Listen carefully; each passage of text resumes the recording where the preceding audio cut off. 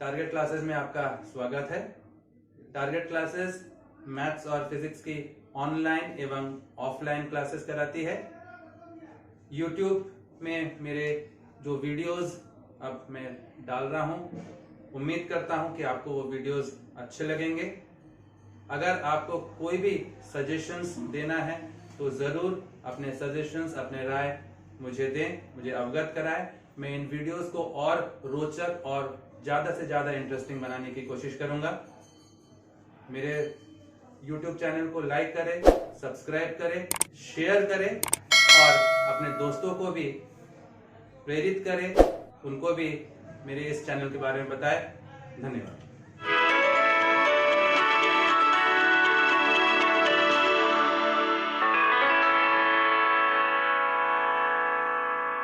तो आज का जो हमारा टॉपिक है that is energy of SHM, energy of simple harmonic motion, energy of SHM.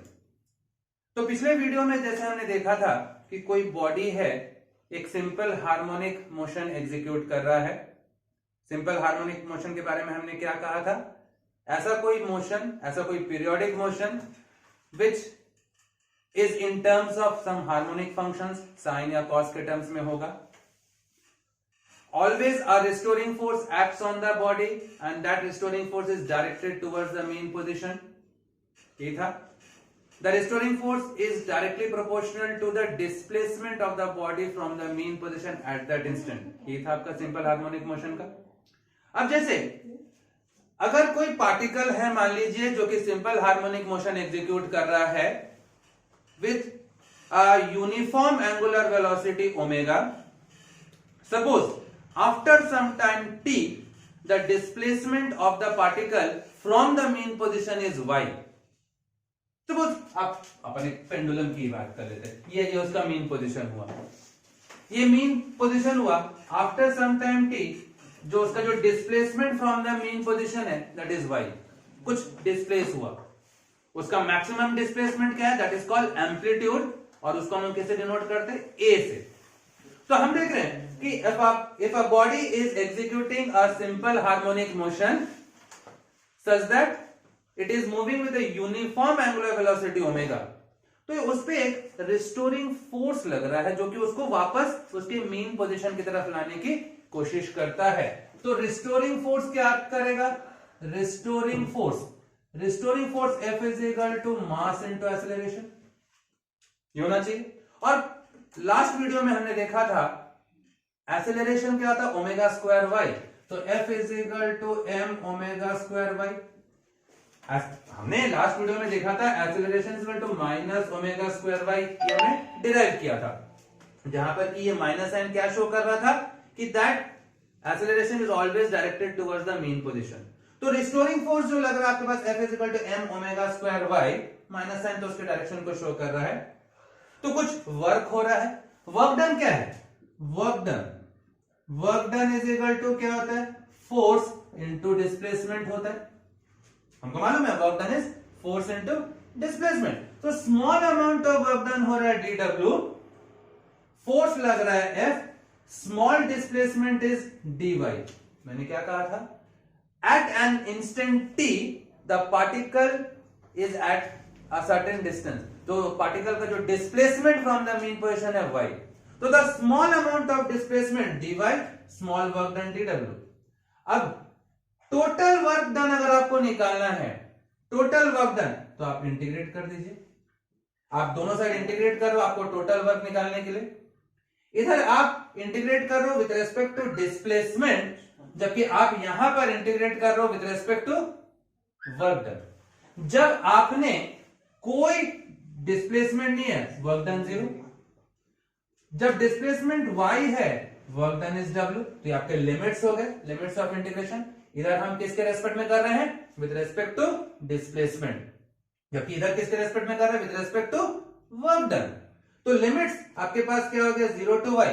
जब वर्क डन कुछ नहीं, displacement 0, work done w, displacement y। Force क्या आया था आपके पास? फोर्स आपके पास आया था m ओमेगा स्क्वायर y।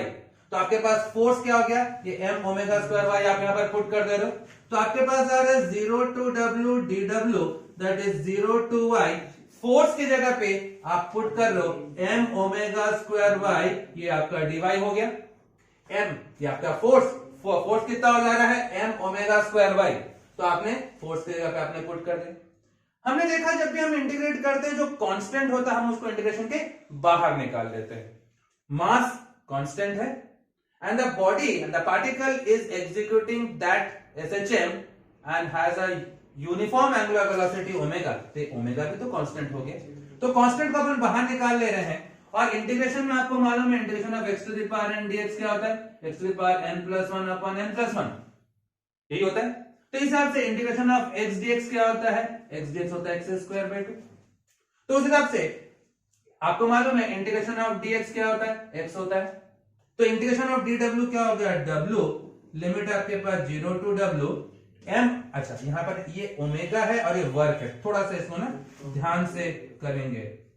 ये m ओमेगा स्क्वायर, ये ओमेगा, ये ओमेगा है ना, ये ओमेगा है, तो ये m ओमेगा स्क्वायर, ये आपका ओमेगा हो गया।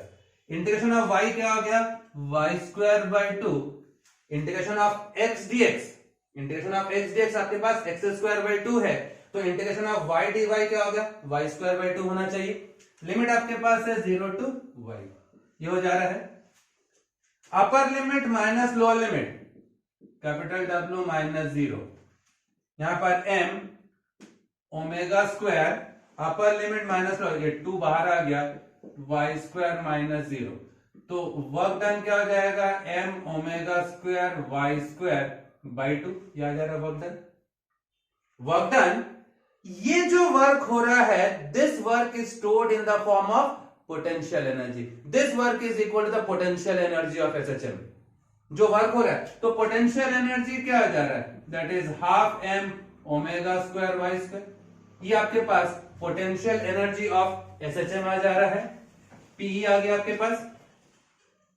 ये तो आपके पास एक रिलेशन आया, potential energy is half m omega square Y square. पिछले वीडियो में जैसे आपने देखा था डिस्प्लेसमेंट इक्वेशन क्या था, बट आपके पास क्या है, but y is equal to a sin omega t होता है कि नहीं, y is equal to a sin omega t। तो मैं यहां पर y के जगह पुट कर रहा हूं, तो पोटेंशियल एनर्जी क्या आ जा रहा है, half m omega square, y square की जगह पे a square sin square omega t। ये भी आपके पास एक पोटेंशियल एनर्जी का रिलेशन आ जा रहा है। तो potential energy of SHM that is given by half m omega square y square, या डिस्प्लेसमेंट इक्वेशन से आपको मालूम है y क्या है, displacement a sin omega t, तो a square sin square omega t आ गया। तो आपने देखा कि कोई भी बॉडी एक सिंपल हार्मोनिक मोशन एग्जीक्यूट कर रहा है, तो जब सिंपल हार्मोनिक मोशन एग्जीक्यूट करेगा तो क्या होगा, एक रिस्टोरिंग फोर्स एक्ट कर रहा है। रिस्टोरिंग फोर्स कितना लग रहा है, m into a, acceleration omega square y. Work done क्या हो रहा है, force into displacement, small work done dw is equal to f into dy। आपने वैल्यूज पुट किया, अब आपने उसको इंटीग्रेट कर दिया। इंटीग्रेट किया, यहां पर y क्या है, डिस्प्लेसमेंट इक्वेशन से y is equal to a sin omega t। अब देखिए मान लीजिए बॉडी जो है वो अपने मीन पोजीशन पे है, ये सब सपोज मैंने इसको इक्वेशन 1 मान लिया, उसको मैंने इक्वेशन 1 माना। सपोज बॉडी जो है वो आपके मीन पोजीशन पे है, तो मीन पोजीशन पे होने से डिस्प्लेसमेंट कितना होगा, 0। तो एट मीन पोजीशन आपको मालूम है डिस्प्लेसमेंट जो है 0 है। डिस्प्लेसमेंट हम कहां से लेते हैं, डिस्प्लेसमेंट हम लेते हैं फ्रॉम द मीन पोजीशन। और अगर बॉडी अगर अपने मीन पोजीशन पे है तो डिस्प्लेसमेंट 0 हो गया, तो पोटेंशियल एनर्जी भी आपको 0 हो गया। मतलब जब बॉडी मीन पोजीशन पे है उस समय उसका पोटेंशियल एनर्जी 0। अब एट एक्सट्रीम पोजीशन मान लीजिए बॉडी जो है वो अपने एक्सट्रीम पोजीशन पे है। एक्सट्रीम पोजीशन पे मतलब उसका जो डिस्प्लेसमेंट होगा वो मैक्सिमम होगा, उसका डिस्प्लेसमेंट मैक्सिमम होगा। तो आपके पास y क्या हो जाएगा, a के बराबर आ जाएगा। y जो है वो a के बराबर आएगा, और y अगर a के बराबर हुआ तो पोटेंशियल एनर्जी जो है वो मैक्सिमम हो जाएगा, that is half m omega square a square. This is your maximum potential energy. Maximum potential energy that is half m omega square a square. और ये कब होगा? जब बॉडी अपने एक्सट्रीम पोजीशन पे होगा, मतलब बॉडी का जो डिस्प्लेसमेंट है वो किसके बराबर हो जा रहा है? एम्पलीट्यूड के बराबर हो जा रहा है। और जब बॉडी अपने मीन पोजीशन पे है तब उसका पोटेंशियल एनर्जी क्या हो जा रहा है? जीरो। ठीक है, तो that is your potential energy. अभी क्या है ये? हमने क्या निकाला? Potential energy of SHM. अब आता है आपके पास kinetic energy of SHM, kinetic energy of simple harmonic motion. What is kinetic energy? Kinetic energy is half M we square. Kinetic energy half M we square. लेकिन आपने velocity equation of SHM देखा था, तो भाई velocity equation क्या है? But हम जानते हैं वेलोसिटी क्या होगा? वेलोसिटी इक्वेशन से v is equal to A omega cos omega T होता है। फ्रॉम वेलोसिटी इक्वेशन हम जानते हैं कि velocity is equal to A omega cos omega T. तो वेलोसिटी का वैल्यू आप यहां पर पुट कर दीजिए, तो काइनेटिक एनर्जी आपके पास क्या आ रहा है? हाफ एम, वेलोसिटी की जगह पे ए ओमेगा कॉस ओमेगा टी का स्क्वायर, वेलोसिटी की जगह पुट कर दिया आपने, तो आपके पास क्या आ जा रहा है? Kinetic energy half M A square omega square cos square omega T.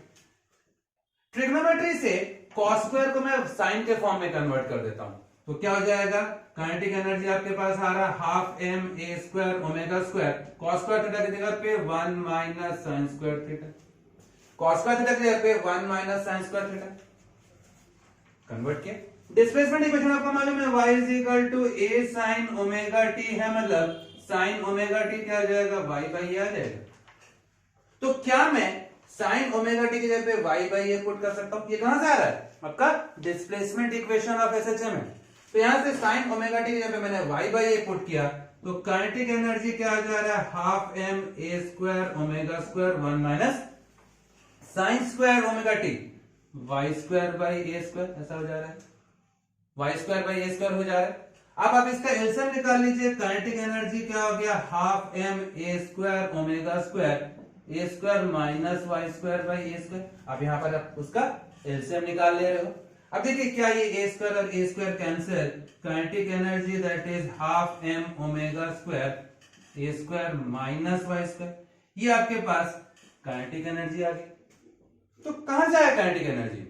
Kinetic energy half M we square होता है। वेलोसिटी इक्वेशन से आपको मालूम है v is equal to a omega cos omega t। Put किया आपने, cos को आपने sin में कन्वर्ट कर दिया, cos स्क्वायर थीटा को 1 माइनस sin स्क्वायर थीटा कर दिया। अब sin ओमेगा t आपको मालूम है y is equal to a sin omega t होता है डिस्प्लेसमेंट इक्वेशन से। तो sin ओमेगा t क्या होगा? y by a। तो sin ओमेगा t की जगह पे y बाई a पुट किया, ये आपका काइनेटिक एनर्जी आ गया half M omega square a square minus y square. अब जैसे हमने पोटेंशियल एनर्जी में देखा, तो एट मीन पोजीशन पे जब बॉडी है, जब मीन पोजीशन पे बॉडी है तब उसका काइनेटिक एनर्जी क्या होगा? मीन पोजीशन पे होने से डिस्प्लेसमेंट क्या होता है? Zero. When the body is at mean position, तो आपके पास y का वैल्यू जीरो, तो काइनेटिक एनर्जी जो है इसकी जगह पे जीरो पुट कर दो, that is half M omega square a square, और ये वैल्यू मैक्सिमम हो गया। एंड एट एक्सट्रीम पोजीशन मतलब जब बॉडी अपने एक्सट्रीम पोजीशन पे, मतलब जब उसका डिस्प्लेसमेंट किसके बराबर है? एम्पलीट्यूड के बराबर है। तो y का वैल्यू क्या हो जाएगा? एम्पलीट्यूड के बराबर। y का वैल्यू एम्पलीट्यूड के बराबर, आपने y की जगह पे यहां पर a पुट किया, तो a square minus a square पूरा जीरो हो गया, तो काइनेटिक एनर्जी जो जीरो हो जा रहा है। अब देखिए, अभी आपने पोटेंशियल एनर्जी देखा था, पोटेंशियल एनर्जी ऑफ एसएचएम आपने देखा था। जब बॉडी मीन पोजीशन पे था पोटेंशियल एनर्जी पे, उस समय पोटेंशियल एनर्जी क्या था? एट मीन पोजीशन जीरो था। लेकिन kinetic energy at mean position क्या हो गया? मैक्सिमम हो जा रहा है। सिमिलरली पोटेंशियल एनर्जी पे देखे थे, when the body is at the extreme position पे उसका पोटेंशियल एनर्जी मैक्सिमम था, जबकि यहां पर potential energy kinetic energy at extreme position is zero. ठीक उल्टा हो जा रहा है। So that is your kinetic energy of SHM. अब यहीं पर अगर अपन देखें कि what will be the total energy of SHM? What is total energy? The sum of potential energy and kinetic energy. That is called your total energy. तो total energy अपन देखें तो total energy क्या हो गया? Potential energy plus kinetic energy. Total energy that is potential energy plus kinetic energy. तो total energy देखिए potential energy में हमने रिलेशन क्या डिराइव किया था? Half M omega square Y square. और काइनेटिक एनर्जी में क्या रिलेशन डिराइव किए? आपके पास आ रहा है हाफ एम ओमेगा स्क्वायर। देखिए half M omega square a square minus Y square. ऐसा हो जा रहा है ना? पोटेंशियल एनर्जी हमने डिराइव किया था half M omega square Y square. Kinetic energy हमने ये डिराइव किया है हाफ एम ओमेगा स्क्वायर को कॉमन निकाल लीजिए। Total energy half M omega square common निकालिए Y square plus A square minus Y square बच रहा। आपने यहां से हाफ एम ओमेगा स्क्वायर को कॉमन निकाल लिया, यहां से वाई स्क्वायर बचा, A square minus Y square बचा। देखिए कैंसिल हो गया तो आपके पास टोटल एनर्जी कितना आ रहा है? टोटल एनर्जी आ रहा है half M omega square a square. आपके पास देखिए टोटल एनर्जी का जो रिलेशन आ रहा है वो half M omega square a square. ये total energy of SHM. Simple सी बात है, सिंपल सी बात है। काइनेटिक एनर्जी मीन पोजीशन पे काइनेटिक एनर्जी मैक्सिमम हो रहा है वो कितना है? Half M omega square a square. और यहां पे पोटेंशियल एनर्जी 0। तो टोटल एनर्जी तो ये potential plus kinetic energy total energy. मतलब जब बॉडी अपने एक्सट्रीम पोजीशन पे है उस समय पोटेंशियल एनर्जी मैक्सिमम और काइनेटिक एनर्जी 0, और वो मैक्सिमम पोटेंशियल एनर्जी यही होगा, इतने के बराबर होगा। Similarly at mean position potential energy is 0 and kinetic energy is maximum, तो वो काइनेटिक एनर्जी कितना होगा? इस टोटल एनर्जी के बराबर होगा। क्लियर हो गया? अगर आपको मेरा वीडियो पसंद आया हो तो लाइक करें, शेयर करें, सब्सक्राइब करें। और अगर किसी भी टॉपिक में आपको किसी भी प्रकार की कोई दिक्कत हो, कोई सवाल हो, कोई डाउट हो तो कमेंट जरूर करें। कोशिश करूंगा आपके डाउट्स को क्लियर करने की। नमस्कार।